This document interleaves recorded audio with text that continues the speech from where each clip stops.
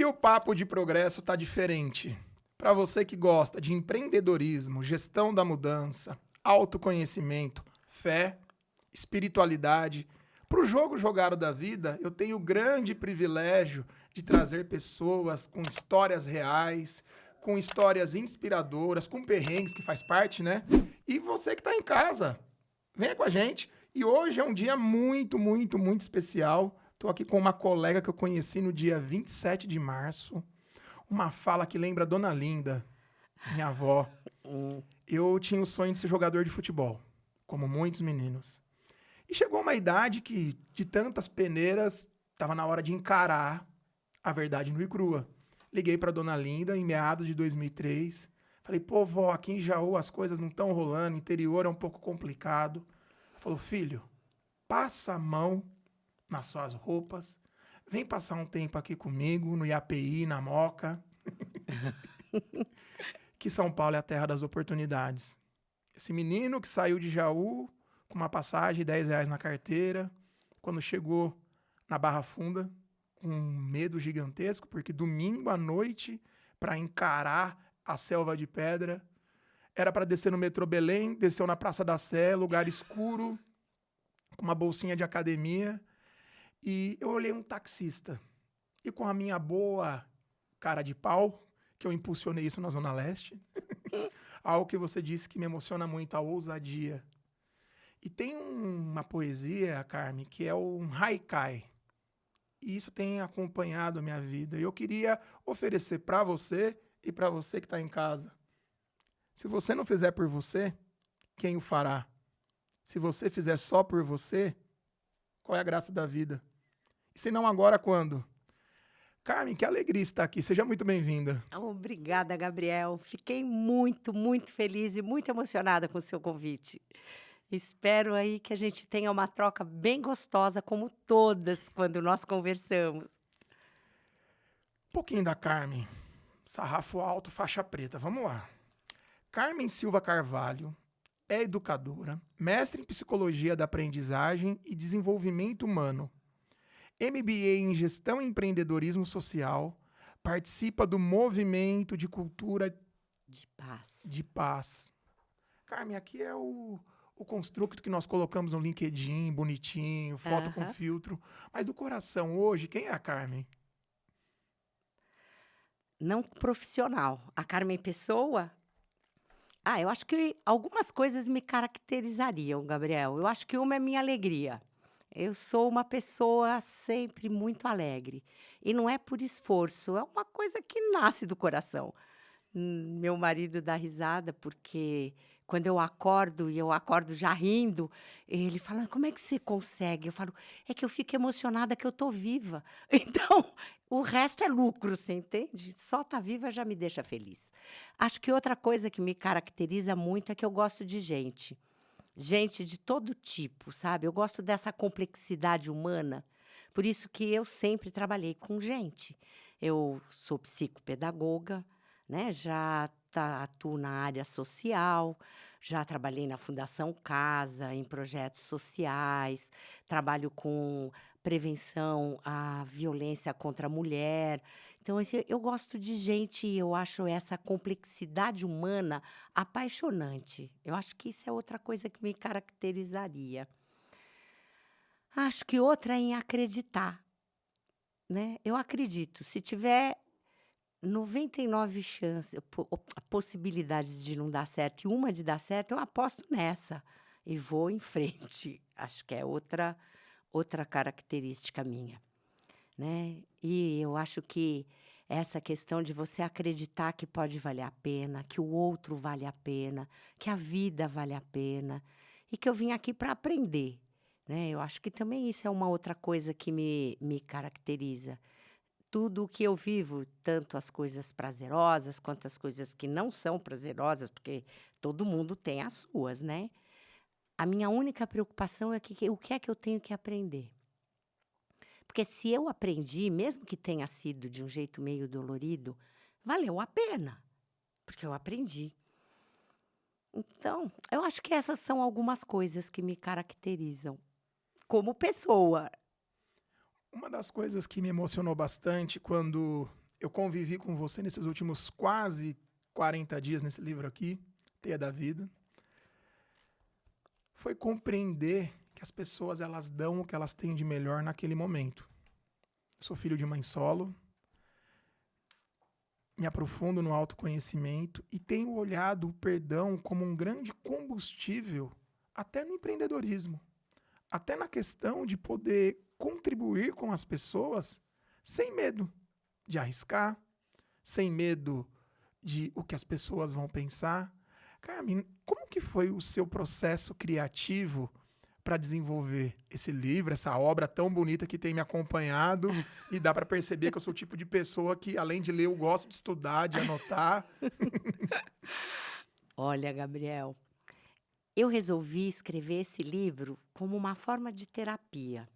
Inicialmente, eu não tinha pensado em publicá-lo, né? Essa história, que é uma história da minha vida, deixou marcas profundas em mim. E eu não conseguia, de forma alguma, perdoar meu ex-marido e nem perdoar o pai da minha neta. E isso fazia mal para mim. Eu precisava, de alguma forma, reviver tudo que eu vivi para olhar de uma outra perspectiva, para ver se eu conseguiria perdoá-los, porque isso era bom para mim, nem era por eles. Aí eu sentei e escrevi. Escrevi, você não faz ideia. A primeira, foram 8 versões. A primeira versão eu escrevi sozinha. Eu escrevia e chorava, escrevia e chorava, escrevi. E foi ótimo, porque eu coloquei para fora muita coisa que estava guardada dentro de mim. Aí, depois, quando eu fui reler o que eu escrevi, eu falei, mas só tem o meu olhar, essa não foi uma história vivida só por mim. E daí eu resolvi chamar meus filhos, só nós 5, e eu li para eles o que eu escrevi e nós conversamos durante 9 horas. E daí eu percebi que eu já tinha conversado sobre tudo que nós tínhamos vivido. Talvez acho que vale a pena falar um pouco do que foi vivido, porque não leram o Teia da Vida para poder entender, né? Eu tenho uma filha que entrou em puberdade com 7 anos de idade. E ela acabou se tornando uma criança desajustada. Então, ela não queria ficar com os da idade dela, porque ela se sentia maior. Os maiores não queriam ficar com ela, porque ela era menor. E ela não tinha lugar no mundo. E ela tem uma personalidade muito forte, muito marcante. E ela foi ficando muito estranha, muito difícil. E acabou se envolvendo com pessoas que eu gostaria que ela não tivesse se envolvido, né? E com 12 anos de idade, ela já tinha experimentado todas as drogas, menos crack, ela me disse. Todas as outras ela experimentou. E se envolveu com um homem 10 anos mais velho do que ela e que acabou engravidando ela. Com 13 anos de idade, ela ficou grávida. Quando ela tinha 14 anos e 2 meses, ela se tornou mãe. E isso tudo foi muito difícil de eu viver. Não só a situação da maternidade na adolescência, mas este ser o pai, né? E naquela época, meu ex-marido, ele não dava o apoio que eu achava que dava. Ele, a meu ver, incentivava que tudo isso que aconteceu acontecesse. E por isso, todo o sofrimento que ela passou, eu colocava a culpa nele. Entende? A minha mágoa e a minha raiva dele não era do que tinha acontecido entre nós para que eu tivesse me separado, mas do que eu achava que ele tinha feito para minha filha. Essa era a minha grande raiva. E aí eu precisava elaborar, porque a raiva, Gabriel, ela não faz mal para o outro, ela faz mal para quem sente. A gente pensa, às vezes, que a raiva faz mal para o outro não está nem aí, entendeu? Mas ela ocupa um espaço muito grande dentro do nosso coração. E daí sobra menos espaço para o amor, sobra menos espaço para leveza, porque a raiva é pesada. Eu tinha que me libertar. E daí então eu resolvi escrever, né? Escrevi essa primeira versão e coloquei toda a minha raiva. Aí eu me dei conta, quando eu fui naquele dia que eu estava te contando com eles, né, para a praia, eu me dei conta que eu nunca tinha conversado com todos. Eu tinha conversado com cada um, mas eu nunca tinha criado uma situação para nós 5 falarmos como nós vivemos toda aquela história. E aí foi muito revelador, muito. E eu pensei: eu não posso trazer esse livro como se fosse uma história minha, porque não é verdade, eu tenho que colocá-los. Aí eu escrevi a segunda versão, colocando meus filhos, né. Aí quando eu fui ler a segunda versão que eu escrevi, eu falei: "Mas quem é a protagonista dessa história é minha filha, não sou eu. Ela é a personagem principal. Ela tem que ter uma voz especial". Aí eu conversei com ela e ela topou, e eu ia escrevendo, mandando para ela, ela mandava de volta, e aí virou um diálogo. Aí eu quis colocar minha neta e tirei o narrador e Um transformei. beijo pra Helena, que não é Helena, mas... Aí eu quis colocar minha neta, mas ela não conseguia, que ela ainda era muito nova na época, ela não conseguiria fazer um diálogo tão verdadeiro. Então eu coloquei ela fazendo perguntas, meio como um fio. Aí escrevi a quarta, daí eu fui relendo, escrevi a quinta, daí para leitores críticos escrevi a sexta. E daí eu também tirei um monte de coisa, porque eu resolvi publicar e eu não queria expor. Então, eu censurei o que eu tinha escrito e ficou o que é hoje o Teia da Vida. 8 versões depois do que ele nasceu.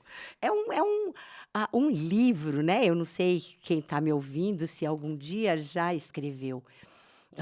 Um livro não nasce pronto, ele vai nascendo e você vai gestando, como é uma gestação de um filho mesmo. Por isso que eu acho que um livro é um filho que nasce do seu cérebro, do seu coração. Simon Sinek, ele é autor de um dos livros que me acompanham quando não está presencialmente, está no meu coração. Que ele fala, comece pelo porquê. E que uma marca, se ela não tem um porquê intencional, é só um desenho. E eu estou nesse processo criativo, colaborativo, não de uma biografia, mas pegar essas experiências lá de Itaquera, onde os meus primos moram. Até mandar um abraço para meus amigos da Leandro, para a galera de Itaquera que vem junto. Esses dias eles me convidaram para comer um macarrão, Vera. Todo mundo descalço, sentado, falando de vida, falando de progresso. E um amigo olhou para mim e perguntou: por que papo de progresso, Gabriel? Falei: porque nem sempre o progresso é acelerar. Progredir às vezes significa colaborar. E esse atributo ele me marca muito. O que significa para você a teia da vida? E hoje, como que você olha essa grande teia formada? Você é vó, eu até fiz uma brincadeira que às vezes eu sou pai, eu dou o que eu não tive, sou pai dos filhos que eu não gerei, e é uma responsabilidade muito grande, a Lorena sabe bem disso. Como que é para você que trabalha com educação, trabalha com consciência, trabalha com social, olhar para essa grande teia e como foi chegar nesse título tão impactante, tão forte? Olha, eu tenho muito carinho e muito orgulho do Teia da Vida e muito orgulho também do que eu vivi, porque hoje para mim é muito claro que nós somos aquilo que foi nascendo das nossas experiências de vida, das nossas aprendizagens e, portanto, para eu gostar de mim hoje, eu tenho que gostar do que eu vivi. E tudo isso que eu vivi me constituiu.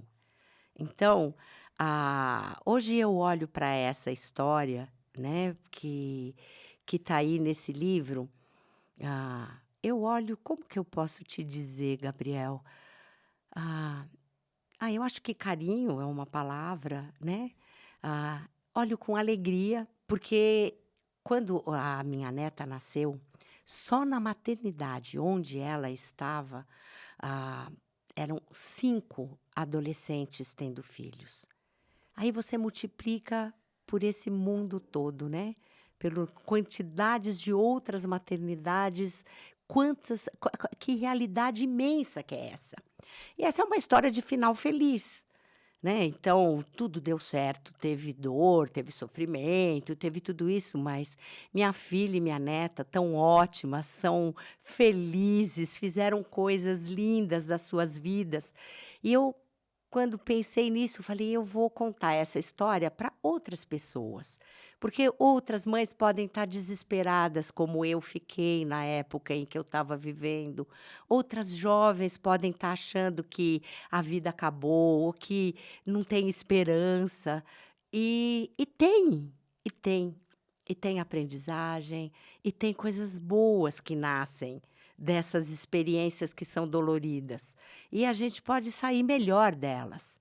Então, eu queria, contando a minha história da minha filha e da minha neta, deixar uma coisa de esperança mesmo para outras mães, outras famílias, outras jovens que estivessem vivendo essa situação da gravidez na adolescência. E muitas vezes também o que eu acho interessante é que às vezes a gente pensa assim que estas coisas acontecem só em famílias desestruturadas, com jovens, sabe? Que tem que ter um monte. E nada. A nossa família era ótima. A minha filha era ótima. Você entende? Não tinha nada que você dissesse, então por isso é que aconteceu essa gravidez na adolescência. Não, não. Pode ser na casa de qualquer um. De qualquer um, né? E qualquer um pode pensar que pode dar certo.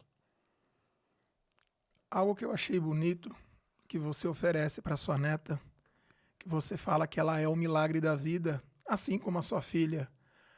Você sentiu Deus nesse grande milagre do nascimento da sua filha, que é narrado, é transcrito nos capítulos iniciais? Ali você sentiu um algo maior? O que é Deus? O que é espiritualidade para você?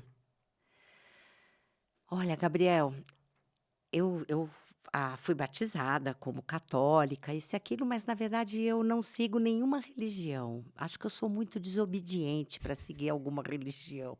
Mas eu não tenho nenhuma dúvida da existência de um Deus, que eu não sei se é a mesma ideia de Deus que está na sua cabeça ou na de quem está me ouvindo, né? Mas eu acho que Deus é esta coisa divina que organiza o universo. Então, assim, eu sinto Deus quando eu olho para o sol e eu penso que a Terra está a uma distância perfeita. Se nós estivéssemos um pouco mais perto, nós morreríamos de calor. Um pouco mais longe, nós morreríamos de frio. Você entende? Quando eu penso que do sol vem a energia que vai penetrar nos nossos olhos e vai a produzir vitamina D, que é importante para a nossa saúde. Você entende que existe uma harmonia e uma inter-relação e uma interdependência absolutamente absoluta. Absolutamente absoluta. Não só dentro da Terra, mas do universo. E eu não acho que isso é por acaso. Eu acho que existe uma inteligência, existe alguma coisa que é superior à minha inteligência que organiza esse universo, entendeu? Onde tudo é assim, tão lindamente interdependente. Então, assim, eu chamo isso de Deus e eu fico emocionadíssima com mil coisas. Na natureza, quando eu estudo qualquer coisa que me mostre, né, como a beleza do corpo humano, como as coisas estão interrelacionadas. Assim, eu vivo emocionada.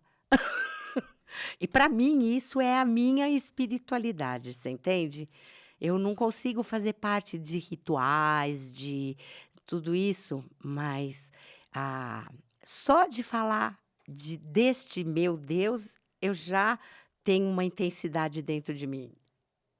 É bonito apreciar essa emoção.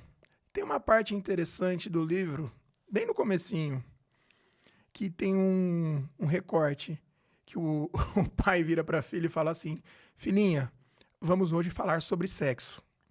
A jovem olhou para a mãe e para o pai e respondeu: muito bem, o que vocês querem saber? Relacionamentos duradouros, eles são construídos com conversas difíceis, com conversas desafiadoras. E por que existe esse tabu do sentir? Por que existe esse tabu do pai e da mãe entender esse dar e receber? Que os filhos, ainda mais hoje, com era de TikTok, inteligência artificial, chat GPT, com toda a sua experiência, tanto do campo da educação como do campo social, o que nós podemos fazer diferente, oferecer para quem está vindo depois, para ter essa união, para ter mais esse lugar acolhedor e de paz? Porque eu acredito que pessoas transformadas transformam. Uma coisa que eu falo para os nossos amigos lá do grupo da Felicidade do Trabalho: se nós não formos felizes, como nós levaremos a felicidade para as empresas, né? Olha, eu acho que você está trazendo uma questão muito relevante, muito, porque o que será o mundo, a nossa sociedade, né? Como ela estará em 2030? Ninguém vai saber. Eu estou falando 2030, né? Aqui, ó, não é lá longe. Ninguém sabe. O que as escolas e as famílias precisariam de compreender é que esse conhecimento formal, né, acadêmico, ele é o menos relevante.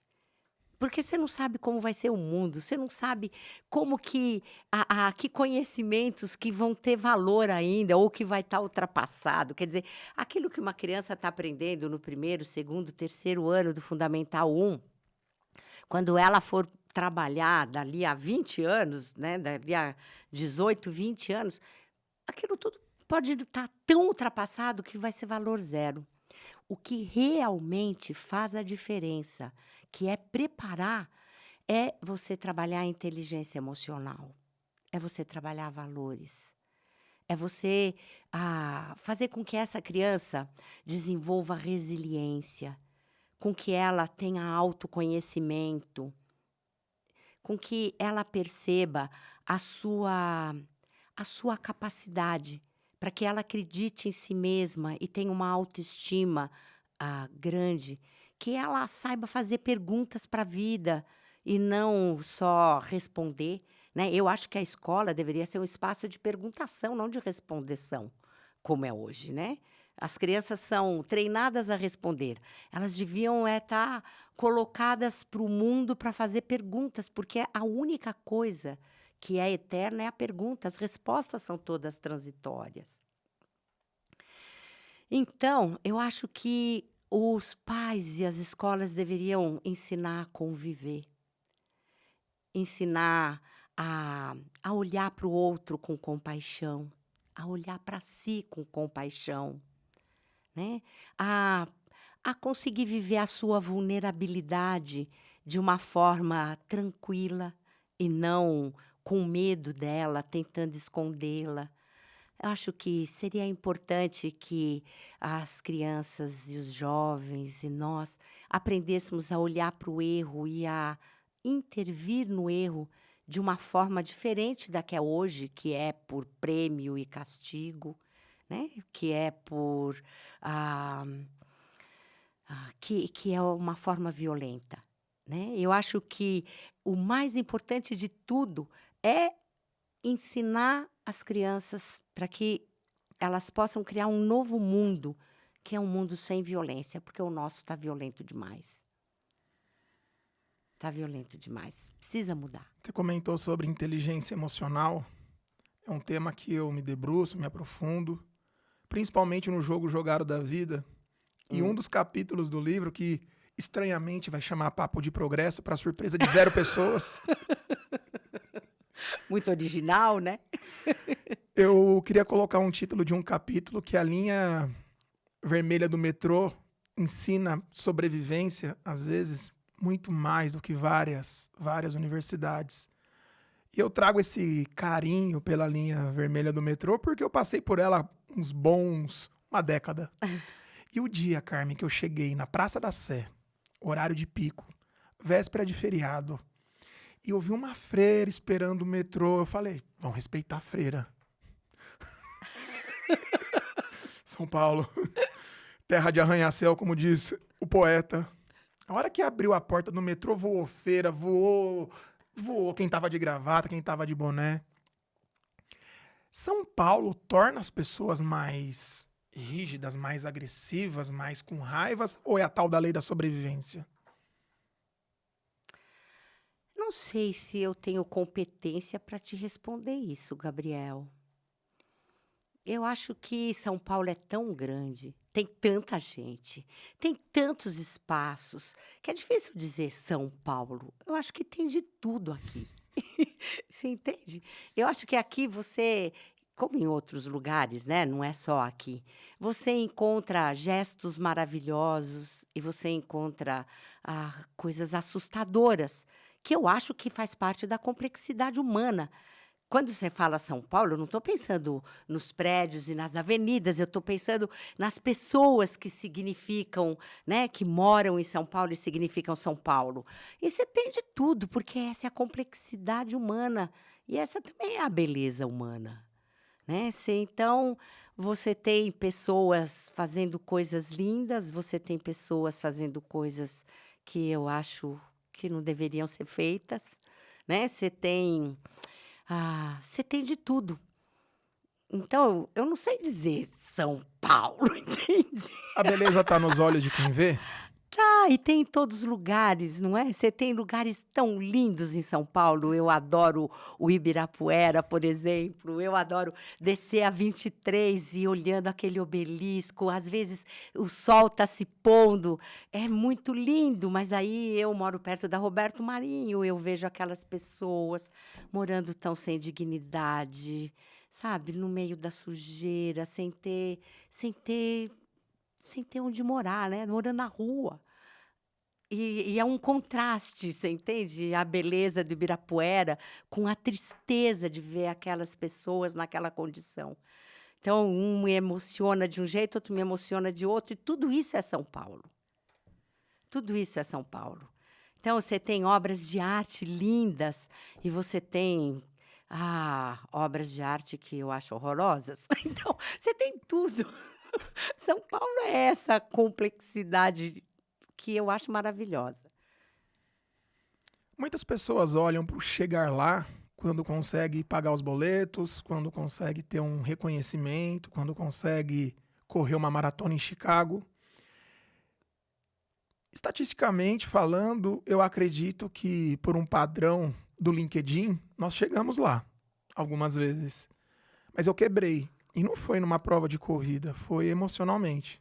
Estava comentando com você há pouco que um dia eu saindo do MBA, que eu me dediquei, que eu me esforcei para entrar, para um menino que chegou com R$ 10 na carteira, que não tinha condições de entrar numa graduação tida como básica, e as políticas públicas me ajudaram, me ajudam até hoje. Eu me sinto muito honrado em devolver um tiquinho. Até acredito que o Papo de Progresso ele tem essa intencionalidade.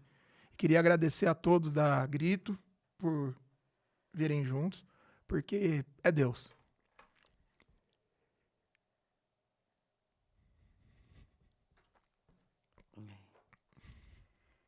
É vitória, né?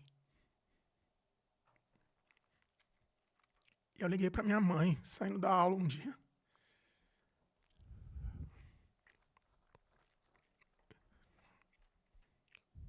Eu falei, eu não tô bem. Preciso de um conselho seu. Ela achou que era o fim do mundo, que o Armagedon estava chegando, que Jesus estava voltando. Meu filho, eu falei, putz, mãe, acabamos de correr uma maratona em Chicago, as coisas estão fluindo. Fiquei um bom tempo trabalho até hoje com esse olhar de desenvolvimento humano, como gente de gestão, métricas, DRE, essa loucura de Avenida Paulista que você sabe bem.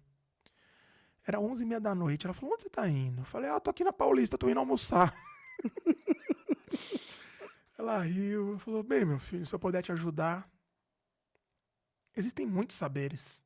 Muitos saberes. Eu acho que quando a barba começa a ganhar uns fiozinhos brancos, E entre os vários setores que eu aprendi na escola de samba, esse jogo jogado da vida, é que a harmonia, ela nos ajuda a ir bem na apuração. E eu não tava nada bem nessa apuração, Carmen. Nada bem. Não tava bem comigo, não tava preenchendo mais o coração. Eu perguntei pra minha mãe a opinião dela sobre algumas transições. A gente vê isso muito hoje no empreendedorismo, nós como empreendedores. Ela falou algo que marcou minha vida. Meu filho, se custa a sua paz, custa muito caro. Carmen, você lidar, você convive com a vida e com a morte todo santo dia. Você tem já experiências, você é autora de um projeto que, nos termos atuais, viralizou. Como você olha hoje para esse contraste da vida e da morte? O que é vida, o que é morte? O que é chegar lá e olhar e falar, bem, tá na hora de recalcular a rota? Ai, Gabriel, cada pergunta difícil que você me faz, hein, cara? Olha, eu acho que a primeira coisa é que eu penso muito pouco na vida e no pós-vida, sabia? Desculpa, falei errado. Eu penso muito pouco na morte e no pós-morte. Eu, eu acho que a vida, ela é um valor em si mesmo. E que você tem que fazer o bem e fazer aquilo que significa, porque isso vale a pena, porque é o bem. Entende? Não é porque você vai para o céu, não é porque você vai ganhar alguma coisa. Fazer o bem é em si bom. Entende? O valor está na própria coisa, não precisa agregar valor a isso. Então, eu procuro viver a minha vida. Eu tenho planos, projetos, eu já realizei quase todos os projetos, né? Porque eu já tenho alguma idade. Já realizei quase todos que eu sonhei. Ah, eu vou vivendo, eu não penso muito na morte. A hora que eu tiver que morrer, eu vou morrer. Eu sou meio fatalista, sabe? Não adianta. É lógico que eu não vou me colocar em situação de perigo, né? Eu, por exemplo, gosto muito de esporte radical, mas eu sempre meço antes de entrar na situação se eu vou conseguir sair viva. Senão eu não entro, porque eu adoro viver. Eu tenho planos até os 95. Então, ah, mas eu não estou muito preocupada com a morte, porque a hora que eu tiver que morrer, eu vou morrer. Então eu não vivo para ela, eu vivo para a vida. O que mudou da mãe Carmen para a avó Carmen? Esses dias eu estava ouvindo uma grande referência para mim, nesse caminho também da teologia do trabalho, que um grande convite nesse nosso estudo é além do ganha-pão, além de só pagar boleto. E o autor ele falava assim: o bom de ser avô e avó que é a sobremesa da vida, porque você já treinou com seus filhos, dá para acertar com os netos. Olha, primeiro que tem essa fala, né, que tem muita gente que diz que é melhor ser avô e avó do que mãe e pai, né. Eu acho que eu me realizei tanto quanto enquanto mãe, que, eu ainda sinto que o meu maior peso foi como mãe e não como avó. Eu acho que eu sou uma avó de terceira categoria. Quando eu me comparo aí com outras amigas, isso e aquilo, eu falo: "Meu Deus, elas mudam a vida delas por causa dos netos, elas fazem um monte de coisa que eu não faço". Eu amo meus netos, mas a minha escolha de vida foram os meus filhos. Meus netos são a escolha de vida deles, não a minha. Então, agora eu vivo muito mais para o meu marido, para a gente sair, para passear, para o meu trabalho e adoro estar com eles. Mas eu não organizo a minha vida para estar com eles, né. E, eu organizava toda a minha vida para estar com os meus filhos. Porque eu acho que até terminando de responder aquela sua outra pergunta, Gabriel, eu acho que conversar é essencial. Então, eu sempre conversei muito. O meu jeito de amá-los estava muito ligado a acolher, a conversar, a compreender, a acreditar, Você entende? Estava muito ligado a estas coisas. Eu não estava preocupada em dar bens materiais, essas coisas, sabe assim? Até hoje eles gozam, porque comprar roupa na feira, para mim, dava na mesma, você entende? Do que comprar na loja de grife. Então, eu não tinha dinheiro e a gente era super feliz porque passeava, porque brincava, porque eu estava sempre junto, entende? E eu preferia ter menos dinheiro, né? Trabalhar pouco para poder ficar com eles. Eles eram a minha escolha, entende? Então, e eu acho que eu fui uma boa mãe. Óbvio que eu errei, óbvio que eu fiz um monte de coisa, mas eu amei e acho que eu amei de uma forma sadia e produtiva. O que não significa que eu não faria diferente certas coisas, mas eu acho que sim, né? E isso eu me sinto tão realizada como mãe, que eu adoro meus netos, mas eles não são a minha vida como meus filhos foram, entende?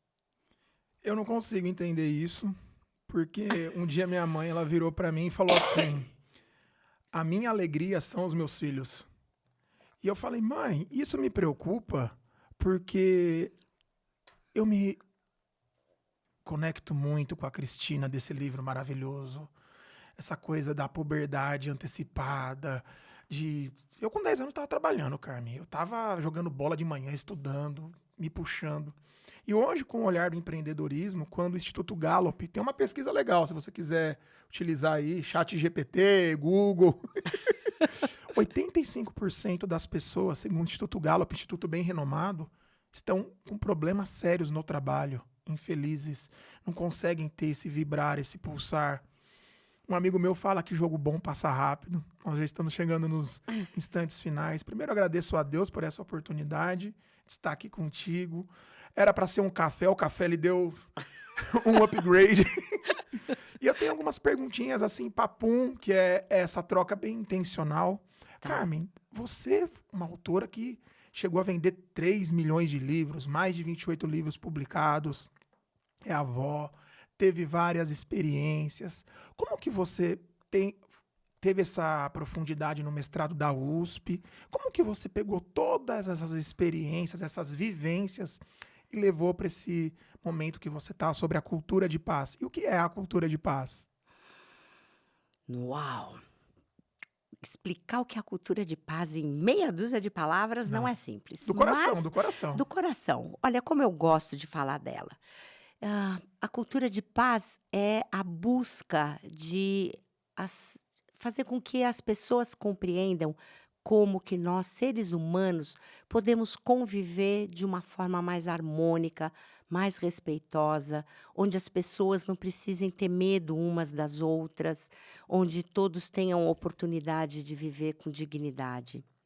Então, a cultura de paz é a cultura da convivência. Essa é a questão, né. Então, se você parar para pensar, a tudo o que gera, né, harmonia, mas as pessoas pensam assim que cultura de paz é ficar fazendo "om", não sei o quê. Não, cultura de paz é ação. Ela nasceu das ideias do Gandhi, né. E o Gandhi, eu acho que nos ensinou todos os principais princípios da cultura de paz. Primeiro que ele disse que a violência, ela é uma aprendizagem. A violência não é da natureza humana. Nós aprendemos a ser violentos. E se nós aprendemos a ser violentos, nós podemos aprender a ser não violentos. Então, esse é um dos primeiros princípios de que nós podemos viver pela não violência e resolver nossos conflitos pela não violência. Outra coisa que o Gandhi nos ensinou foi que se você vai combater, que a gente não deve aceitar nenhuma forma de violência, nem contra nós mesmos, nem contra o outro, nem contra a natureza, contra nada que é vivo, tá?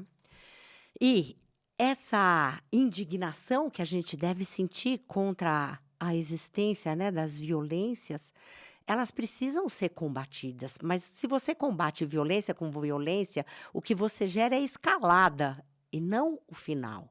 Então, o que ele nos ensinou? Que você combate a violência com a não violência. E por isso nós temos que ser muito criativos, porque a nossa história de humanidade é uma história de violência, de combater a violência com a violência. Então, é preciso criar novas formas. Eu acho que ele deu exemplos incríveis. A hora que ele quebra o Império Britânico, fazendo as roupas, com a Guerra do Sal, não é? Quando Mandela age como agiu na África do Sul, Martin Luther King nos Estados Unidos, nós temos muitos exemplos. Eles foram profundamente criativos, né? E você precisa ter muito forte também. Porque é muito difícil você viver a violência, respirar fundo e responder sem violência, né? Eu acho que talvez seja isso o que Cristo falou da outra face. Quer dizer, você me faz algo que não é legal e eu não te devolvo na mesma moeda. Não é olho por olho, dente por dente. Né? Eu faço alguma coisa diferente.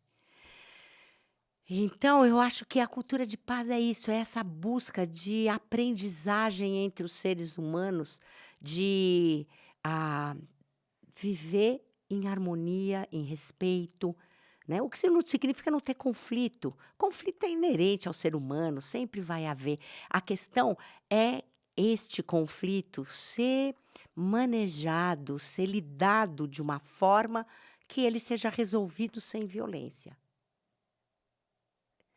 Né? Então, hoje eu dedico a minha vida de todas as formas que eu posso a tentar usar o pouquinho que eu aprendi, que eu já sei, para ajudar outras pessoas a descobrirem que a gente pode viver assim. Eu acredito que pode. Acho que, enquanto humanidade, vai demorar ainda muitos e muito tempo. Mas, enquanto pequenos núcleos que vão se espraiando, né, se espraiando como a pedra que se joga e vai fazendo círculos, eu acredito que o que eu puder, eu quero fazer. O que me emociona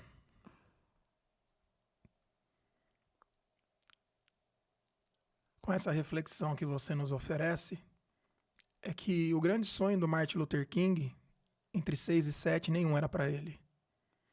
Ele fala que se a pessoa não está disposta a morrer por uma causa, ela não está disposta a viver por uma causa.